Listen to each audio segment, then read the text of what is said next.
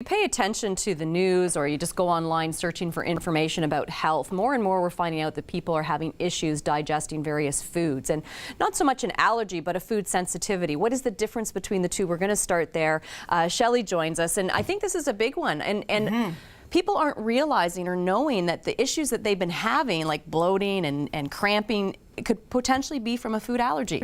Yeah, and that's or the problem. Sensitivity. That's right. Yes. Food sensitivities and food allergies are two totally different things. Apples and oranges. So let's talk about those two. Yeah, they're mediated by different parts of the immune system. So food sensitivities are considered delayed immune reactions. So it can take up to 3 to 5 days to mount an immune response to a delayed sensitivity. Yeah, so I mean, most of us in 5 days have eaten everything we're going to eat, so we don't get that cause and effect. The other difference is food sensitivities are generally more mild. They're not medical emergencies, and they do tend to be progressive, so things that we tend to think of as chronic symptoms. So when people say, oh, I have, gas every day, but that's normal for me, or I have headaches 3 or 4 times a week, but that's normal for me. Those symptoms are not normal. Just because they're common doesn't mean they're normal, and often the result of food sensitivities. And then how does that differ from an allergy? So true food allergies are mediated by a different part of the immune system, IgE mediated. They're immediate and they tend to be much more severe, so the symptoms are more significant, often life-threatening.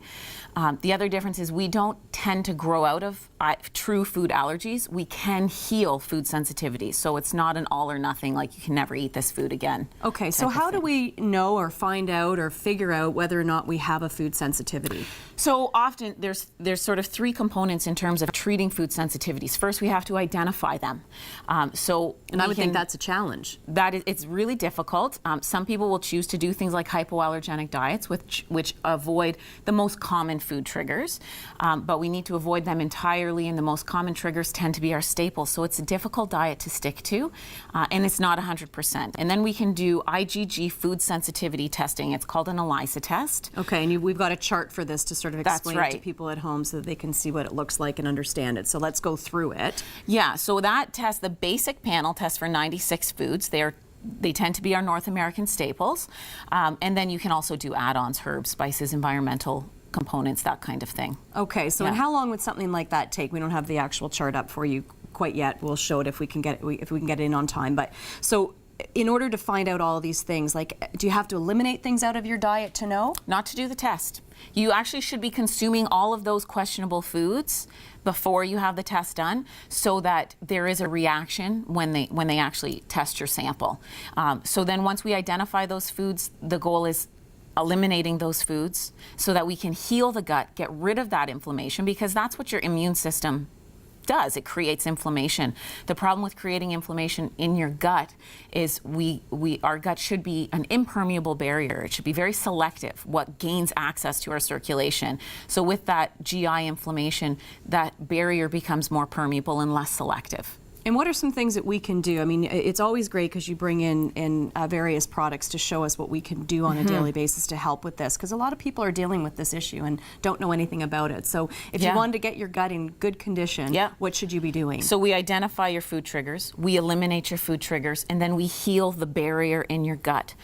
So probiotics are foundational for food sensitivities and gut health in general, also I was just going to say, you hear this anymore, that we should be taking a probiotic. I feel like I bring this probiotic every time I come. I mean, it's great, and I am telling you, since taking a probiotic, I feel so much better. And if I get lazy and forget a few days, I notice a difference. And it's not just digestive health, it's immune health too. And then of course we use our fish oil. It's the long-term anti-inflammatory, so helps to get that inflammation out. And then we can use things like fibers and demulcent herbs, which create almost like a gel in your gut that's very protective and helps your gut to heal. And we can use more specific anti-inflammatories if the inflammation and the symptoms are very inflammatory in nature, like curcumin from turmeric, and things like glutamine. Glutamine's an amino acid, the primary amino acid in our gut lining, so we can help to put that back in to help heal the gut up and make it an impermeable barrier again. So this will all help heal, and then once it's healed, can people ever go back to those Yeah. foods? They can. Yeah, once you heal your gut and it becomes impermeable, those foods never gain access to your circulation to turn on your immune system. So we can heal food sensitivities if we can identify them and eliminate them and heal everything up. Wow, that is Yeah. fascinating. Yeah. Yeah, really cool. So let's go through the steps again. If someone is finding that they have issues and nothing else has worked, and you know, one of the things that I often talk about and I support is, you know, try to get off those hardcore meds. You know, I mean, Yeah. taking some of these medications just so you can eat a chili dog, probably not a good idea. Yeah. But there's natural ways to help your body. Absolutely. And so the steps they could take is they would come to see someone like yourself, a Right. naturopath, to kind of identify these, and there is that test that they can take. Would that be the first step? Identification is first, absolutely. Yeah, so- Yeah, and we try to look at symptoms, right? Because food sensitivities can show up anywhere. Anywhere that inflammation can go, food sensitivities can show up in those sort of body systems. So we see chronic headaches, chronic sinus congestion, eczema, joint pain, fatigue, anywhere that Skin inflammation- breakouts and Yeah. everything, right? I mean, and it's real. It really, truly is amazing to me because, you know, I think people have suffered with this for so long, Yeah. and it's just now really starting to come forward Yeah. to say that a lot of the things that we're eating are really hard on our systems and are hard on our bodies. Are there things that we should eat in our natural food diet that can help with this as well? Well, the general foods that tend to be the biggest triggers, so things to avoid, tend to be wheat, dairy, citrus, corn, soy, eggs, particularly in kids. Wheat, dairy, and eggs tend to show up really commonly in kids because those are their staples. Kids eat wheat and dairy and eggs. So avoiding those common triggers is helpful, and making sure we keep in those healthy fats in our diet, good healthy fibers. So it really focuses on a plant-based whole food diet. Yeah, which, Yeah. I mean, and when you mention those ones that we generally have the sensitivities to, you just go, as a parent, and you know, even just out there Yeah. eating, because we have those in our diet so Yeah. much. So Shelly, thank you so much. Thanks, Linda. Excuse me.